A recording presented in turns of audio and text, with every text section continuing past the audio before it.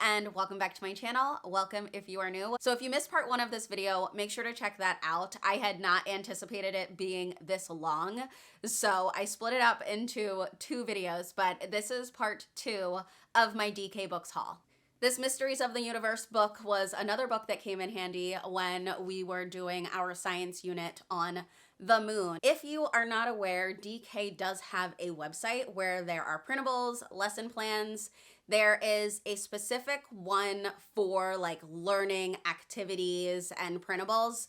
But on the regular DK site, there is also a section for home learning. And I think it was on the specific page for learning that you can sign up for. You can put in your information, the age range that you're looking for, and everything like that. I found that most of the resources are for older kids, but I did still find things on both websites for preschool or kindergarten age. And one of the things that I found that is technically for older kids, because this book is technically for older kids, was printouts that had information from this book as well as the dinosaur book. I didn't really look further past that, so I don't know if there are other ones, but there's printouts that basically has information from some of these pages and some follow-up questions. Like I think it was making your own universe in the one that goes with this book. And then in the dinosaur one, I think it was coming up with your own dinosaur. So your kid could already learn some facts about the topic and then make something of their own, which I thought was really cool. So on the DK website, they do have a lot of activities that can go with some books that you might already own, but you don't have to own the books to do the activities. For example, I printed out this page because we have been learning about celebrations in India. We went to our library yesterday and celebrated with everyone, and I thought that this was more age appropriate for Emmy, whereas I have a more intricate Rangoli for Alani to be doing. So something like this, or even this nature scavenger hunt. I don't have the book that specifically goes with this, but that doesn't mean my kid can't do a nature scavenger hunt. So if you haven't checked out those 2 websites, I will make sure to link them below. Definitely give them a look. Again, this book has the illustrations as well as photographs. There are things that are a little bit easier to talk to Alani about, like meteors or constellations or the phases of the moon. And then there are things that we will definitely explore when she is a little bit older, like dark nebula or elliptical galaxy, things that I have a lot less background knowledge on. But the photographs are absolutely gorgeous. And I honestly think that looking at these types of things has really made her a lot more interested in space.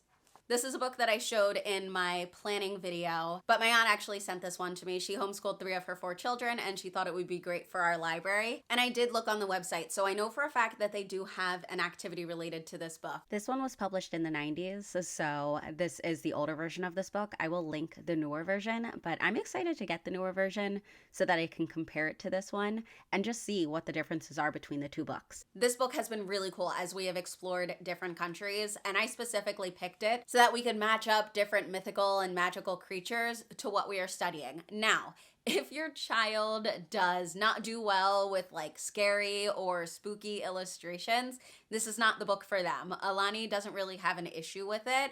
There are some things in here that I think could frighten some children, but again, she doesn't really have an issue. There are some pages that I'm just not focusing on anyway. But for example, we looked at the Yeti. That wasn't really very scary for her. But El Chupacabra actually looked a little scarier for me. I talked to her about it ahead of time, and she wanted to look more into it when we were studying that region of the world. So this book has been fine for us, but again, I do understand that this book is not for all kids. Something that is great for all kids is this encyclopedia. Alani already has a book, I think it's National Geographic maybe, that has a lot of answers to questions, and it's specifically for kids. But I thought this was another fun one. Again, this was a book we pulled out when we were looking at the moon and phases, but it has lots of different information. And I love having these types of books at home because Emmy's not there yet, but Alani has a ton of questions, and I definitely don't have the answer to all of them. So it's nice to have all of these different resources. We can look at them together, try to answer her questions rather than me having to try to figure out a library trip and find the right book and all of those things, we have a library at our home that can answer many of the questions that she has. So this book is incredibly kid-friendly. Out of all of the books that I have shown, this is the most kid-friendly book because it's specifically for Alani's age group. So if maybe your child wasn't ready for the dinosaur books that I have shown, they do have an encyclopedia similar to this for dinosaurs. Or if the animals book was maybe a little advanced, they have an animals version of this book. So there are many different options that are meant for different age groups, but I honestly just didn't want to have to buy a ton of books across different age groups. So when I can find books on thrift books, then yes, I will do that. But these I found on such a great deal on Amazon when they were having their big sale that I got some of these for better prices than thrift books. Now, that's not the case now because they're not on sale, but I grabbed so many of these books because of that sale that Amazon was having. My two favorite pages are the Which Way is Space and the Under the Waves page. I just love the layout of the different layers of the atmosphere on the space page, as well as the different zones of the ocean on the Under the Waves page. I really like how they do that.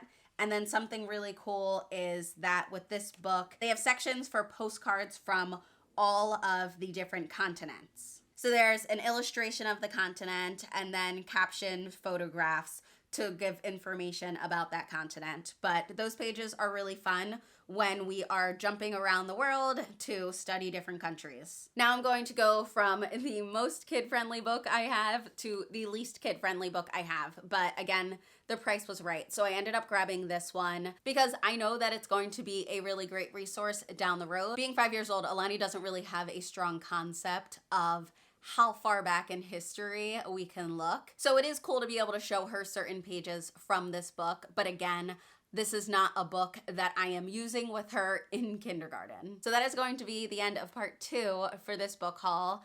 I honestly, when I was gathering these books, as I said, I forgot some of these books. So it ended up being a bigger haul than I had originally planned for, but I'm so glad we have these books and we are using so many of them. I think about 5 of them are tagged because we are using them in the current unit that we are in. So it's been wonderful to have multiple resources to pull from. If you're not subscribed, please hit that subscribe button. And if you have any questions, please make sure to leave them in the comments. Thank you so much for your support on my channel and I will see you in the next video. Bye.